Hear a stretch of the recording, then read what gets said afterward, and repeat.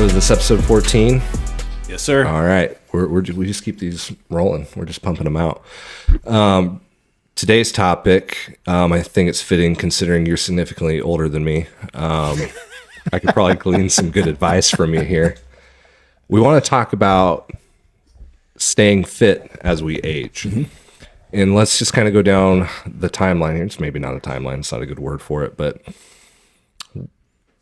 what's some advice? What are some tips that you have adhered to as you've gotten significantly older and staying fit? I like the way this is worded.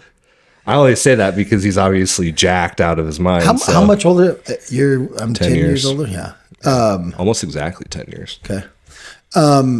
Like stuff I've done, or advice I'd give someone else. The best advice I would say that if it's a young person, one that's like, hey, I want to stay fit, because everyone has the best of intentions. Right. Fuck, when you're 17, 18 years old, you think you're going to be fit the rest of your life, and then you do, and then you look down, you don't see your shoes. Yeah. You're like, oh shit, what happened? Yeah. You know, that happens to a lot of people, even guys I knew that were really good athletes and stuff, and they kind of like, right, the fuck, dude, you let yourself go, you know?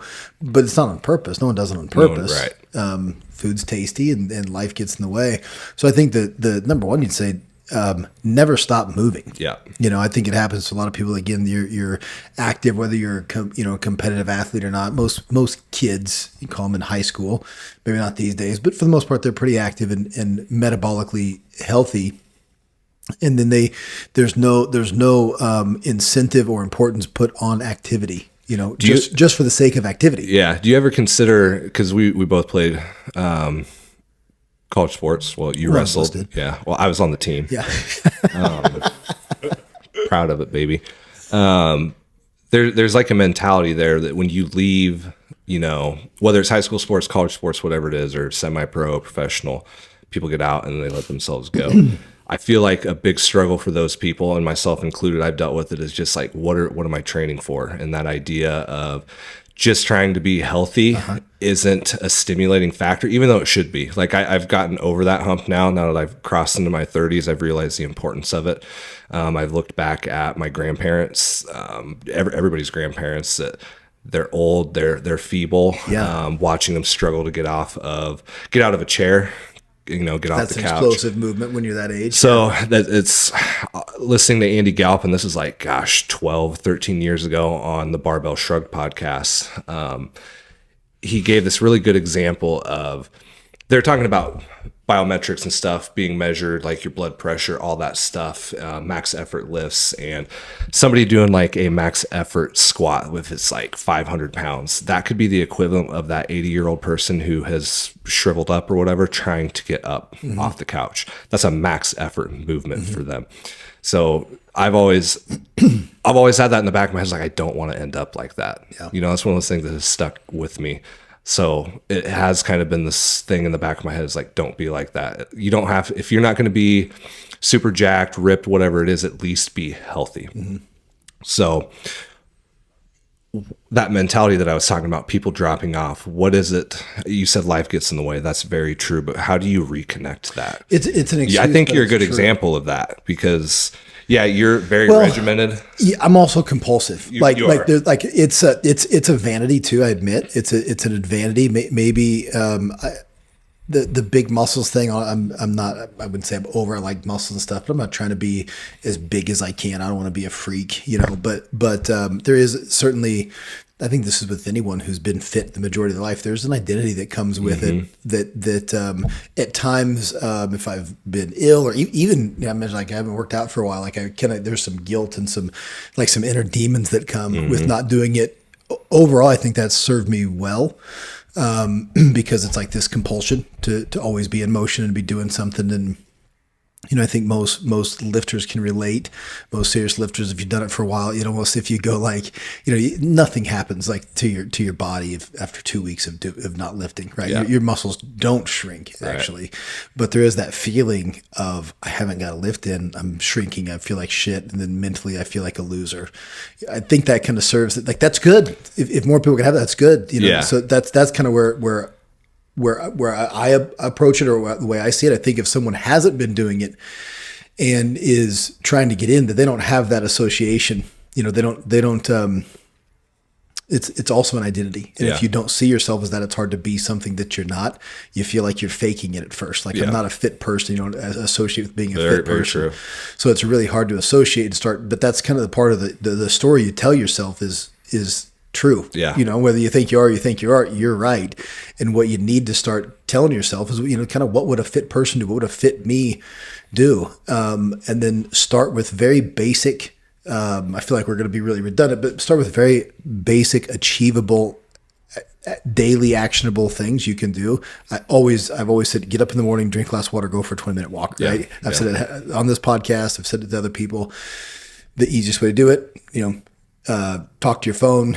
Hey Siri, set a 10-minute timer and start walking. When it goes off, walk back to your house. Yep. Like, that's, if you're not doing anything, start there. Yeah, it's the low hanging fruit that you have to go after, and you kind of touched on it. And I think it's different for different people. You kind of said you have your inner demons come out. You kind of have this, I'll call it negative self-talk, but you fight back against that. If you've ever listened to like Joe Rogan or other people talk about it, they say they're always fighting their inner bitch. Mm-hmm. You know, that person's always in the back of their mind, but they have to beat it. But there's people that have that negative self-talk that never get over it. And I think that's a hard hurdle for people to get over. Well, you kind of give in. You do give in. You give in. You say, well, you know, the people say like, I'm not a workout person, or I'm not a fit person. I've never been into exercise. I've never been an athlete. Well, like, you're a human. Yeah. You have this body you have to take care of. You know, like, it's like you never change oil in your car. That's why the motor blew up. Like, yeah, I'm not a car guy. Like, what the fuck? Yeah. You know? Yeah. No, I agree. And are you a life person? Do you enjoy living? Right. Do you want to see, do you want to see your family? And if you're a parent, is there no one watching you, watching how you operate this body? Yeah. Who knows the darkest depth of somebody's psychology where they just give up, mm-hmm. you know, and they, I mean, people don't get to 600 pounds because, you know, they're trying to be active. You're almost actively trying not to do anything like that. But I do wonder how much of that is negative self-talk. They talk themselves out of it because, you know, they don't have enough self-worth mm-hmm. to get up and do it. So anybody, no matter what age you're starting at, like, you have to give yourself the grace that you are worth it. Put in the time, put in the effort. And like you said, the low-hanging fruit is go for a 20-minute walk, get that glass of water first thing in the morning. Mm-hmm. And I've had that conversation. A high school friend reached out to me and he's like, I want my dad to live forever. Like, I get it. I understand what you're saying. What is he doing for exercise? Oh, sometimes he'll go for a walk and it's a couple miles and he'll kayak. How often is he kayaking? Because it's in Nebraska, so they're not doing it very often. Right. So I just said bare minimum 20. Have him walk for 20 minutes a day, every day. That's bare minimum. And if he wants to go longer than that, great. When summer comes around, have him kayak more often. Still get those 20-minute walks and go from there. How's he feeling? She listed out blood pressure issues, all that stuff. That's the first place to start. Mm-hmm. Then after that, I'd go to adding a little bit of strength training in. But I think that is a barrier to entry for a lot of people, whether it's the gym membership or just showing up to the gym and being around a bunch of other people where you don't feel like you belong. Well, yeah, everyone is I wouldn't say everyone's an addict, but everyone has their dopamine hit, mm-hmm. you know, regardless of what it is. Some people, then that dopamine hit is when they plug into the video games and they're getting that, you know, it's internet, it's YouTube, it can be something more cathartic, working on a car, doing something like that. But you do things in your free time that make you feel good, right? Yep. Luke masturbates. So I do like 8 of those things. But you control where you get that dopamine hit, and everyone. This is everyone. Most everything everyone has at least experienced it. There are people who don't like to work out, and I think that is a battle. You Mm-hmm. know, I had family in town. We talked a lot about it, kind of the battle that because it's harder for some people than it is for others, and I'm aware of that. It sounds like I'm braggadocious and stuff, but I'm aware. Like genetically, I was. I'm not a gift like I'm a Mr. Olympia, but it's relatively easy for me to be lean and respond well to training and things like that. And that's not for everyone, so it might be a little more hard to enjoy, right. you know, for some people. But everyone can, with they strength train, can have that dopamine. That is a part of it. It's how your body was meant to be used, and it's not the activity that where you're seeking that. It's the achievement of having it done. It's after the fact. It's no different than completing a big project, turning in that big homework assignment. anything, if you go do landscaping, you're in, like, you like taking care of your lawn, but like when you get done, like, fuck, that looks good. That feels good. If you can train yourself mentally, I'm not talking physically. If you can train yourself physically, that's where you get your dopamine hit. Just once a day. You can do all the other shit. You can play the video games. You can do all the other shit. But if you can train yourself to, like, that's where I hang my hat. That's where I have some achievements. And I feel good for doing that. And my body feels good. That's kind of the first step. Yep. You have to associate it with the dopamine hit, the feel good, the accomplishment of having done it, not with the grind of, oh, I have to do this. Yeah. I have to go do this. There's a buddy of mine, Chad Parks, Coach P. He has a podcast. He does a lot of teaches a lot of self-talk and stuff. And his is if you have to reframe it. You're an adult. Yep. You can be your own coach, and you need to reframe from I have to I get to. Yep. When it's working out, there's plenty of people. We know a lot of people that are for health reasons, ailments, you name it. They could be in a wheelchair. They could have that taken away from them. They don't get to. But if you're an able-bodied person, then you get to exercise and you get to kind of mold and shape your body, and you get to be your own project. Yeah. You mentioned Coach P talking about reframing that stuff, and I'm sure you've heard this too before, but I always thought it was kind of a good piece of advice. Is if you're not the person you want to be, you need to start acting like the person you want to be. What would the person that you want to be do in specific situations? So if you want to be healthier, what does a healthy person do? They cut out the things that distract them from being able to do that. Whether, maybe you stop playing video games an hour earlier than you normally would. You start eating a little bit healthier than you normally would. You start with a 20-minute walking per day, and that eventually divulges into strength training, all that stuff. Yeah, so, it makes you healthier. It makes you... the stack wins. Yeah, it makes you more resilient. That's really what you're at. In Yes. terms of health, that's what you're looking for, is resiliency. Yes. It's the ability to show up and do things like we talk about wrestling. I did wrestling, I coach wrestling, and it's the always saying yes, like keep showing. Like, no one wants to go to practice. Right. It's a grind. You're getting your face beat in, you're sweating, but I told my wrestlers last week, I said, who wanted to come to practice? A couple of kids raised their hands. I didn't want to be here either. Yeah. This isn't where I want to be. But once you go through it, you go through the work during the week, because on Saturdays, if you've done the work during the week, it's still a grind. You go out there, it's still you compete, and this I'm going to relate. This is still for normal everyday people. Mm-hmm. But you go through that grind where it's painful. Your face hurts. Your ears are raw. Your forearms. If you ever wrestled about your forearms, you can barely close your hands. You've been gripping so much. Your forearms are on fire. You can't help it. You feel like you can't close your fist. Your lungs are on fire when you're breathing. You can't. You feel like you've been in the desert for a week. But you get your hand raised, and you've never felt more alive. Right. You don't get that feeling from sitting on the couch and wondering what your next meal is going to be. Yeah. You get out there, you feel your heart pounding through your chest, and you feel your body working like it's supposed to. That's when you know you're alive. Mm-hmm. And that can be addicting too. You can chase that feeling. It doesn't have to be crazy intense either, but you need to breathe hard and push weights and push yourself to see what you can do and be proud of yourself. Right. It's not, one doesn't come without the other. Right. It's very difficult to be proud of yourself and what you're doing if physically you have no challenge. Yeah. You've overcome nothing in your life. And if that's the case, then you're also not resilient. It's like, how tough are you? Like a lot of, I told this with my son. He's like, Dad, they think they can beat me. These kids at school, they can beat me. He's second grade, so he's not tough. But like they don't think I really wrestle. I'm like, well, every kid thinks they're tough. Every kid, if you asked them, and most guys, like, you think you're tough. Most people say yes, but the truth, what have you done? Yeah. What have you done? What have you currently doing that makes you resilient? Yeah. And you should be able to answer that before you're forced to answer it in a situation where you don't want to find yourself in. And that could be a health concern too. Right. Yeah, exactly. And I think that's what, unfortunately, prompts a lot of people to get going, is they have a health scare of some sort. So it's, I just saw this the other day. It's like the heart attack you had at 50 could have been prevented at 20, if you don't have those habits instilled. So this goes back to, again, trying to stay fit as you age, but it really starts, when you're younger, developing those good habits. Whenever, like sorry to interrupt, but it's like, you heard this thing like you'll never be as young as you are today. Right. Like I want to do that, but I like better start. Yeah. Better start like you're a day older tomorrow. It's Right. it's always you want if that's it's something you want to do. If you're thinking about doing it, like you'll never be as young as you are right now today. Yeah. And you always see the cases on social media and stuff of the 80-year-old granny power lifters, stuff like that. Yeah. Like if they're willing to start then, you can start now. Yeah. And if you have physical limitations, whatever it is, find a way around it. There's plenty of people that you can refer to that can help you get around Yeah. it, whether it's a personal trainer or You whatnot. ever hear someone say like, "Oh, I wouldn't want to live that long. Like, I don't want to live till I'm 100."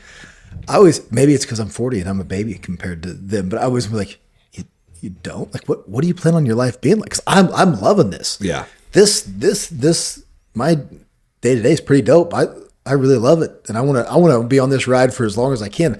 I don't know what's coming after this, but this is pretty cool, and I Yeah. want to be able to enjoy this as long as I can. That means my grandkids, if I'm blessed enough, great grandkids, like I want to be around. I'm here for it. I want to be around. But they have that stereotypical old person in their mind that can't move well, the sickly. So if you're not, And that's what I want. Like, is that do we lose that as you? Because if my physical health deteriorated, then I think that could quickly be like, I'm done. I'm stuck here. Yeah. Tragically, my grandfather on my mom's side, my maternal grandfather, he had a stroke. I believe he was 57.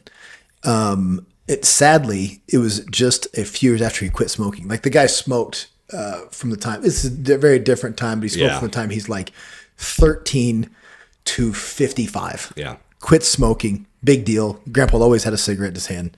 Quit smoking 2 years later, kind of what you did when you were 20. Yep. 2 years later has a massive stroke and didn't kill him, but he was completely paralyzed on his right side. Could move a little bit with his left hand. Really wasn't mobile. Could walk. I mean, from here to the bathroom a bit. Nonverbal. Upstairs, he was 100%. So that's the dichotomy. Is it worth it? I hate saying that. What? And he lived a long time. Lived to be 80 years old. So you got being trapped like that is what it would feel like. It's a trap. Yeah. It's a trap. Now, sometimes that's not prevented. And I remember when I was a kid, Grandpa, he was just old. It's fun. Like my kids now, they'll hold up a rock, be like, "You think this rock is older than Grandpa?" I shit on my parents. I let them know, like they think because my parents, although I realize they're in their late 60s, to me they're still my parents. Like my dad's 40 years old perpetually. Right. That's just in my formative years. Yeah. Like, Dad, and my dad's still fit and stuff, but like, Dad, you can still bench 250, right? Yeah. Like in my mind, like that's just my dad. Right. Yeah. Same with my mom. But they do stay very active, but not to my kids. They're frozen as they're the oldest people. They in their small community, in their small world, they're the oldest people they know. So looking back, like shit, my grandpa was 57. He had half his life in front of him. Right. He had just retired. God, had he retired? I don't think he'd retired. He was years from retirement. Yeah. But they kind of got my mom's one of seven. She's the second oldest, so the kids were now gone, and this is their time. And what it ended up with is my grandmother taking care of my grandpa. Neither one of them could work. It was a tragic situation. Now he got to see his grandkids and his great grandkids because he lived a long time. But when you're able-bodied, if you can make the choice to be as healthy as possible, if you knew that was coming, wouldn't you do anything you could to prevent it? Right, exactly, because he didn't get to interact with them in any He meaningful way. And when we say like people are kind of frozen in that time. So because my mom's older, there's a lot of us grandkids. Because my mom was I'm the oldest boy of all the cousins from that side of the family. So I knew my grandpa before the stroke, but I don't remember him well. Right. When I think of this is sad, but when I think of my grandparents, I think of my grandpa who was in a wheelchair and we pushed him and that was to me, that was his life. Yeah. And to some of the younger ones, like that was grandpa. Right. Yep. Nope. I know exactly what you mean. You mentioned earlier about like it keeps you resilient and it keeps your body resilient, and it's very true because as you age. And I'm thinking of my own dad here. He's 71, 72, something like that, 73. He has, just in the last 3 years, has had shoulder surgery. He had to basically reconstruct his entire shoulder. He broke his ankle, and this is all from falling off of a ladder. So, and they were Shoulder and the ankle. so the shoulder was along an injury that happened like in 2018. It's kind of a funny story. That my parents saw a picture or a video of me doing box jumps. It was like 58 inches or something, and showed my mom, or my mom showed my dad. My dad, oh, I can do that, and they were cleaning out their shed. And there was a cooler, a blue cooler, like, we'll carry our stuff around at events, and he jumped on it, and the cooler went out from underneath his feet, planted on his backside, slammed his head, all that stuff. And I remember I saw him. I love watching stuff like that. I know. All of his kids joked like, "Mom, why weren't you filming this so we could see it?"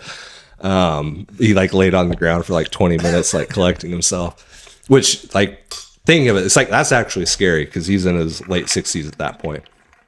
I saw him the next day. His whole like left arm was swollen and bruised, and he can barely use his shoulder, all that stuff.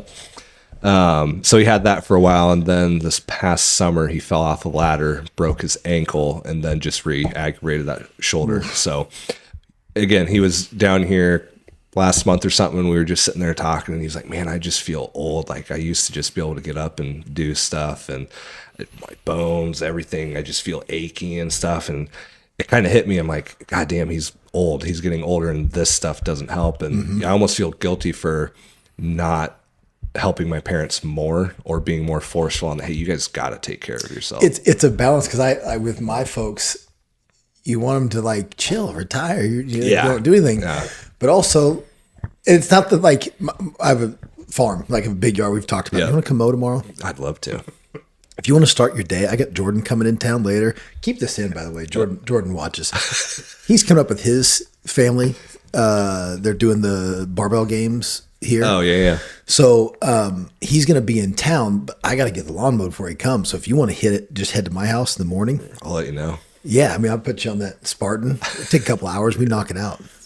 I do love mowing. He loves on a good zero turn. We had a couple zero turns, tractor. You love it. All right. Deal. I might take You you heard up on it. it. You heard Okay, it. fine, deal. I guess I'm mowing in Luke, the come morning. out too. You can get some content of us cleaning my property. As long as I don't have to mow. It's just mow. I just got to come mow on. and trim. You And I'll can do sit all on the my trimming. lap. Trimming sucks. I'll do all the trimming. Okay, we got a deal.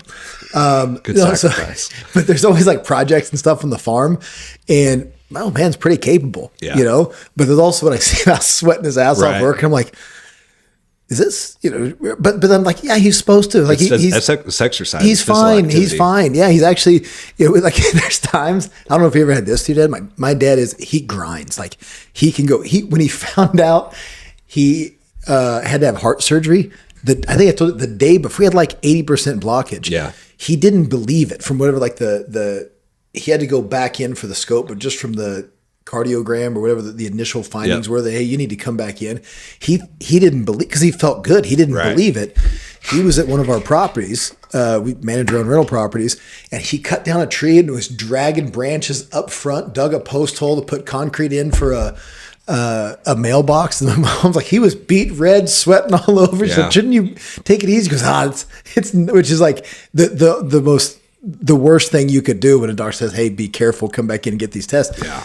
But he was so convinced that he was healthy and not all the symptoms, the fatigue, he didn't have any of it. So he just ran right through the day. And there's times we have him out at the house, we're doing like, part of it's because I don't know shit. I'm not real mechanical. He was a mechanic his whole life. So he's working on, cars, mowers. He's moving around the shop, and I'm exhausted and it also sweaty. And I'm just like, do you want to go in? Like, he's got more gas in the tank than I do. Yeah. That's funny you said that, because my dad, the last time he came down, or maybe the time before that, but he'll just work on our yard. He'll go and pull dandelions and stuff. He'll mow for me, and it's like 80 degrees out. I'm like, but you know what? He's getting exercise and he likes to do it. So I'm crazy thing, my dad will mow with like no headphones on or anything. Just sits there and listens to nothing. Like a psycho. Could you imagine being in your head for that long? What was it like the people that just sit on the plane and stare at the seat back in front of them? What do they call that, Luke? Raw dogging life? I think so, Tyler. Yeah, I don't think I want to do that. I think that's raw dog. I do want to pull up a couple things here that I found interesting on the topic of staying fit as you age. Just some good stats I think people should take home with them.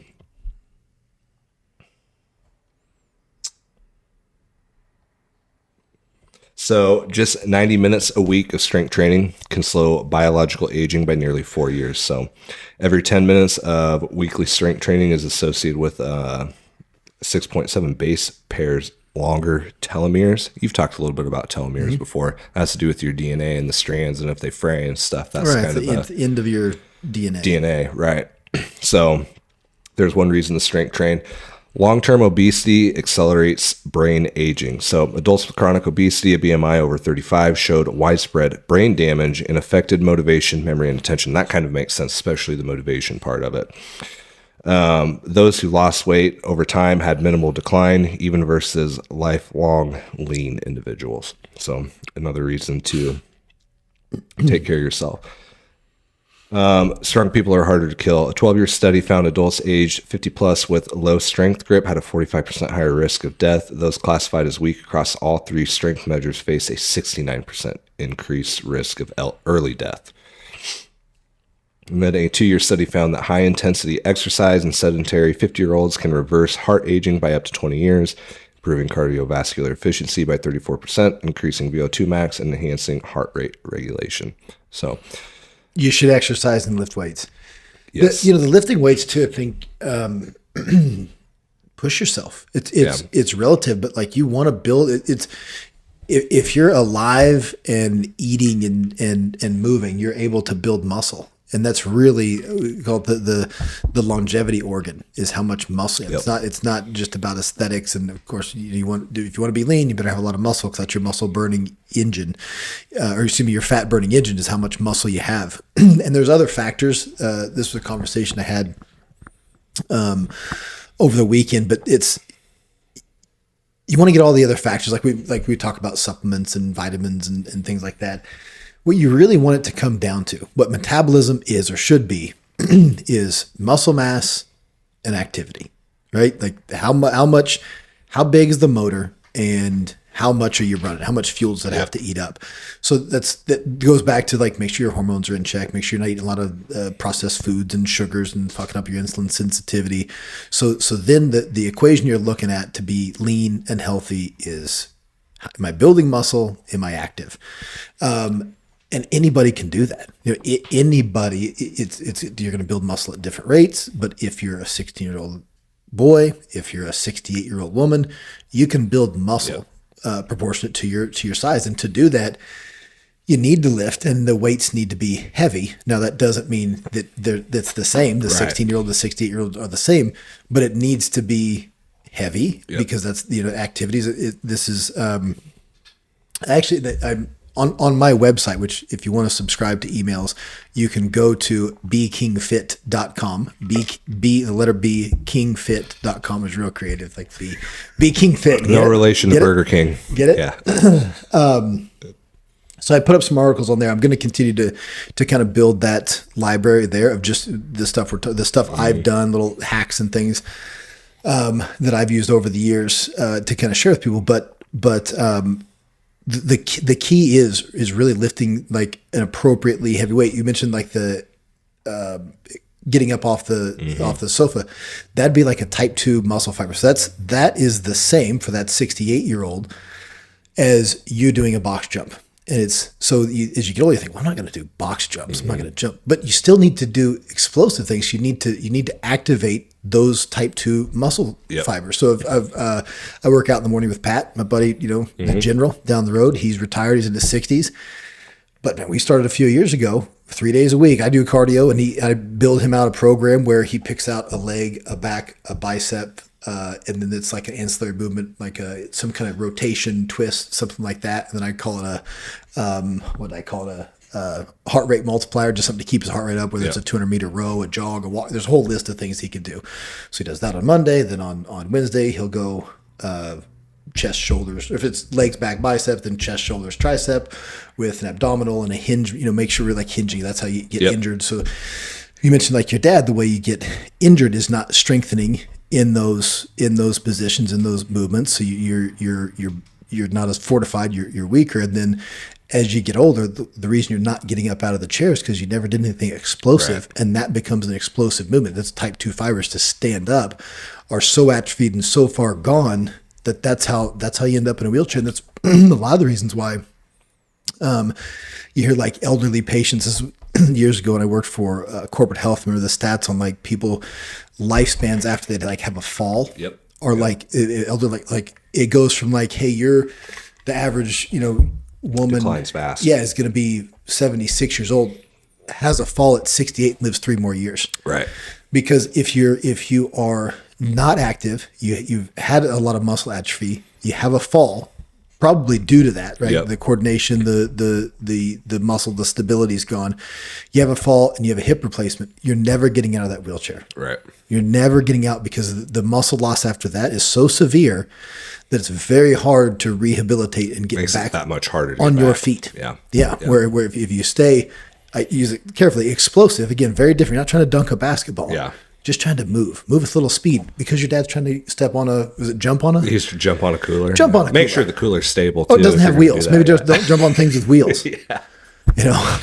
Watch. Hey, watch me jump on these roller skates, Yeah. kids. But Yeah. doing activities simulating that. That's right. That's what you try to do in sport. Yep. You simulate the game during the week. Simulate situations you're going to possibly be in life, and that is what resilience is about. Oh, I think one of the 3 things that predicts an early death or how long you'll live is leg strength, VO2 max, and the amount of muscle mass you have. And you'll see people correlate that to hand grip strength and whatnot. You've seen that before. And you mentioned doing something explosive. So it could be anything that's going to be explosive relative to that person, because you just mentioned, that old person that trips and falls.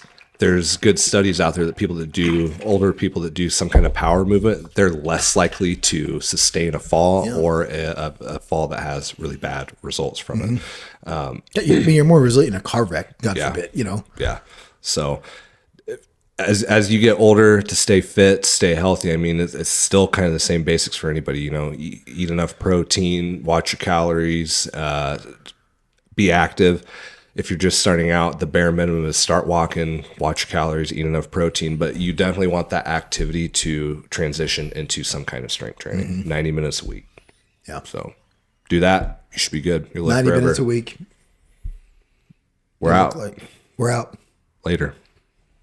Oh, wait, Luke, did you have anything that you wanted to add or say? Well, now I Questions? feel like you guys No, are if you telling have us. questions. Well, Brian, you come in all the time, I feel like, and you're like, oh, I'm trying this new thing. Like, I'm trying sprinting, I'm trying jumping and stuff. So maybe talk to the person a little bit that they've got it, maybe they're 40, they're not overweight, they get in the gym 3 to 4 times a week, but they're still like missing a little. They just feel like they're getting old, and they shouldn't, because they're putting all this time into their health. Like, what's maybe one thing they could add to, like, It's your diet. is it? It is 90% of it's diet. I mean, you can stay with minimal activity. You can stay pretty healthy with diet, and it's hard. I mean, it's definitely harder. Like you guys see me here. We joke my diet's so good, but also you've been with me on weekends when I've really I don't do it every weekend, but kind of. I really go to town. But one thing that's made me very kind of resilient to it is I do cardio every morning. Not a ton. My cardio. I'm certainly not in great cardiovascular shape, but good cardiovascular health. And then the lifting, so it makes you very forgiving, and the muscle mass helps with insulin sensitivity, all those things. But what was the question? Just someone who it's not, that's the thing. It's not like little tips and tricks. It's consistency. Yeah, it's I wish wins. there was. I think there's like little tips and tricks on like, hey, this is how I can, like if I got a few eggs in the fridge and some egg whites, I can always have a high protein, healthy meal. You keep your things on hand, Greek yogurt. I feel like it's powdered protein. You really want to keep up your protein It's not intake. the tips that are going to help you get somewhere. It's not the tips that are going to be like this quick fix for anything. It's the tips that are going to help you be consistent. That's the thing. It's the sum of doing all those things, and without plugging the website or the email switch. Like that's kind of what I've tried to do. This isn't. I always said the website stuff isn't for you. It's for me. I want a place to put these things because I do have people ask like, hey, what do you do here? What's a good this? Or if they see me eating something like, how do you make that? Yeah. Kylie has a lot of good stuff too. And something I can one day hopefully show my kids and have, and it changes over time too. So I'm just kind of putting stuff out there that I've come to, I think it comes to be very routine and to me seem like, well, this is probably just what everybody kind of has the routine. Mine's no different. Mine's not special, but it is that I have kept like health and fitness partly a lot because this is the business we're in. And that's kind of what I know, has just been what I do, no different than someone who's an artist knows how the right kind of brushes to get and what paints to use and how to put stuff together to make it come alive on the canvas. Just swimming in this, honestly, since my dad grew up. I grew up with my dad owning a gym. That's the conversation we had. So just kind of swimming it for a while, it just becomes something you want to collect and put out there. But it's just consistency over time. I wish there was a sexier answer, but it's just consistency over time. You heard it here first. That's what I wanted to be the master of consistency. Yeah. That's like a skill in its own, I guess. Mm-hmm. It's like, yeah. I think for anyone, I mentioned I'm kind of like compulsive with it, but anybody can get there to where it really bothers you. Like you're like that now. You weren't always, but now if you're not working out, like it fucking eats at you. Yeah, I talked about it before. Like in my early 20s, playing sports, whatever. I loved being in the weight room. I think I enjoyed the strength and conditioning more than I actually enjoyed football. But then after that, working at Max Muscle, my lifestyle just allowed me to very easily do that stuff. And I wasn't necessarily thinking about, hey, I should be making these habits. I just enjoyed doing it. So I did it. My lifestyle allowed me to. Got married, had kids, that stuff changes a lot of that. So now it's like back to that wasn't the priority. Right. Yeah. So now I prioritize it. It is a priority to me for completely different reasons than it was before. So you do have to prioritize it. You do have to make it a part of who you are. Yeah. So beautiful. Thank you. you're welcome. You're welcome.